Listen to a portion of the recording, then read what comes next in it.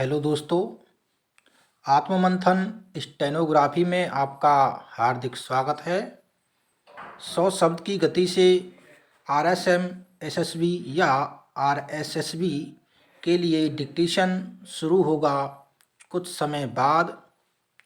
अगर आप इस डिक्टेशन का पीडीएफ प्राप्त करना चाहते हैं तो हमारे टेलीग्राम ग्रुप से जुड़ सकते हैं, जिसका लिंक वीडियो के डिस्क्रिप्शन में है और पीडीएफ में भी है। डिक्टेशन शुरू होने में कुछ सेकंड शेष। स्टार्ट। हमारी परंपरा में सृष्टि का जो विभाजन किया गया है उसके अनुसार वर्तमान विश्व कलयुग का है। इस कलयुग में सत्य की बात करना थोड़ा हास्यास्पद प्रतीत होता है, क्योंकि आज विश्व का प्रत्येक व्यक्ति महत्वाकांक्षी है और वह सबसे आगे बढ़ने की इच्छा रखता है। आगे बढ़ने में कोई बुराई नहीं है, पर उसके लिए गलत साधनों का उपयोग करने में तो बुराई अवश्य है, किंतु अच्छे और बुरे की सोच विकसित करने की फुर्सत ही किसको है। इस भौतिकतावादी युग में आज मनुष्य नैतिकता और अनैतिकता की सोच से काफ़ी दूर हो गया है और अपने क्षणिक विकास के लिए किसी मार्ग को अपनाने से चूकना नहीं चाहता। सृष्टि में वैसे तो अनेक प्रकार की प्रजातियां विद्यमान हैं और सभी का जन्म मरण का क्रम सुनिश्चित है, परंतु मानव जाति अपनी विवेकशीलता के कारण इस सृष्टि का सबसे पृथक प्राणी है। नैतिकता अनैतिकता, अच्छे बुरे, सत्य असत्य आदि की सोच मानव मात्र में ही विकसित होती है।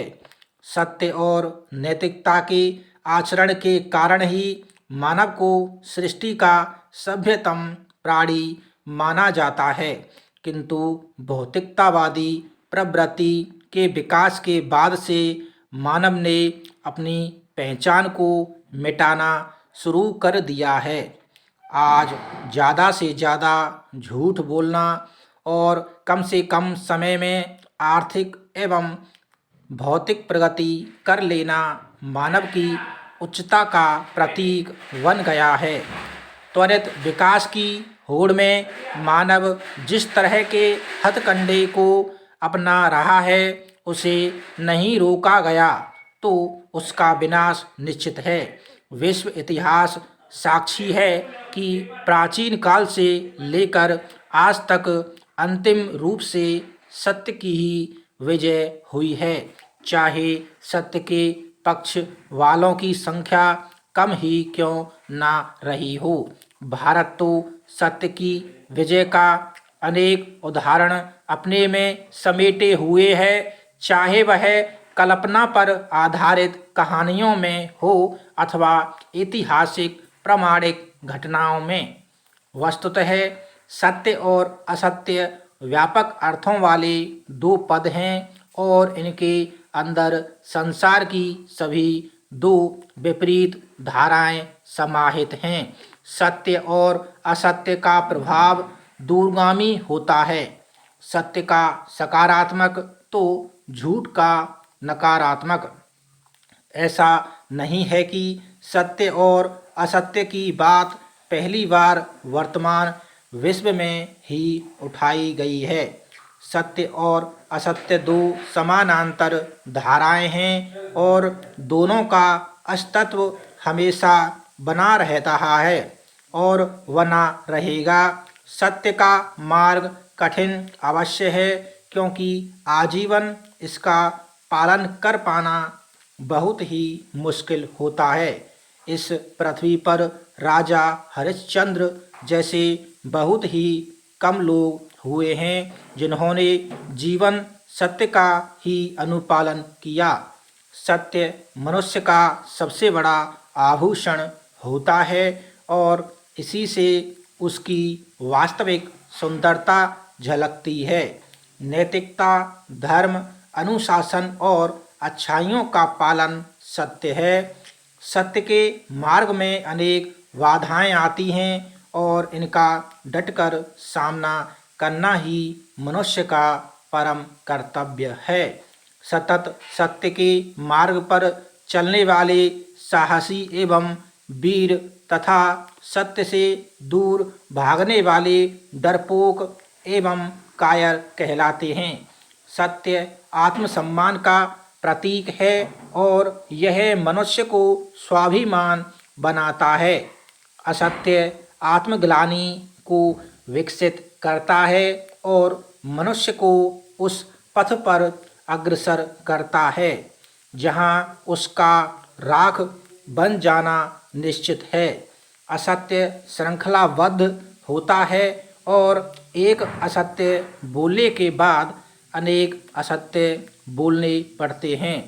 असत्य बोलने के बाद उसकी श्रृंखला में यदि कहीं भी व्यवधान उपस्थित होता है तो श्रृंखला के अवरुद्ध हो जाने के बाद जिस तरह बल्ब फ्यूज हो जाता है, ठीक उसी प्रकार मनुष्य भी आत्मग्लानि के कारण टूट जाता है और लोगों के बीच अपमानित होता है। आज के युग में या सामाजिकता का पालन करने के क्रम में सदा सर्वदा सत्य का पालन कर पाना बहुत ही दुष्कर होता है। हमेशा सत्य बोलना भी कभी कभी संकट का वातावरण उपस्थित कर देता है। यथा यदि किसी व्यक्ति के परिजन दूर हैं और उसकी मृत्यु हो जाती है तो उसके परिजनों को सूचित करने के लिए कोई ना कोई असत्य अवश्य बोलना पड़ता है, क्योंकि तत्काल सत्य बोल देने से संभव है कि उन पर उसका दुष्प्रभाव ही हो और ज़्यादातर ऐसा ही होता ही है। फिर यदि कोई व्यक्ति थोड़ा सा बुरा है तो उसे उसके सामने ही बुरा कह देना अप्रिय प्रतीत है।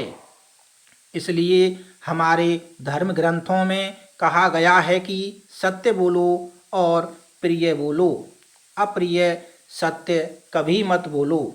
जन्म लेने के बाद जब मनुष्य पहली बार अपनी आँखें खोलता है, बल्कि यों कहें कि गर्भ में जब उसका बीजारोपण होता है, तब से लेकर मृत्यु का वर्ण करने तक उसके मार्ग में अनेक बाधाएं उपस्थित होती हैं। जो व्यक्ति इन बाधाओं को सफलतापूर्वक पार करता है वही अपनी जिंदगी को सफल बना देता है। जो व्यक्ति बाधाओं से दूर भागते हैं उन्हें जिंदगी ठीक उसी प्रकार निराश करती है जिस प्रकार बाधा दौड़ के दौरान किसी बाधा को छोड़कर आगे निकलने की कोशिश करने वाले धावक को प्रायोजकों द्वारा अयोग्य घोषित कर दिया जाता है। संसार तो मनुष्य की कर्म भूमि है, इसलिए उसे कर्म तो करना ही पड़ेगा और वह भी फल की चिंता से मुक्त होकर। यह भी ध्यातव्य है कि कर्म का मीठा फल उसे ही प्राप्त होगा जो सत्य के मार्ग का अनुसरण करेगा। असत्य के मार्ग का अनुसरण करने वालों को एक तो सफलता मिलती नहीं है और यदि अपवाद स्वरूप कभी मिल भी जाती है तो वह क्षणिक ही होती है। असत्य का अनुसरण करने वाला जीवन में कभी भी उन्नति नहीं कर सकता। असत्य बोलना विश्व का सबसे बड़ा सर्वमान्य पाप है। असत्य बोलने वाला न केवल अपने आसपास के वातावरण को अपितु संपूर्ण वातावरण को दूषित कर देता है। असत्य बोलने वाला भ्रष्टाचार करता है। सबसे बड़ी बात तो यह है कि असत्य का अनुसरण एक ऐसा अवगुण है जो अन्य सभी गुणों को मलिन बना देता है। असत्य को एड्स आदि जैसे जानलेवा रोगों से भी ज़्यादा खतरनाक है।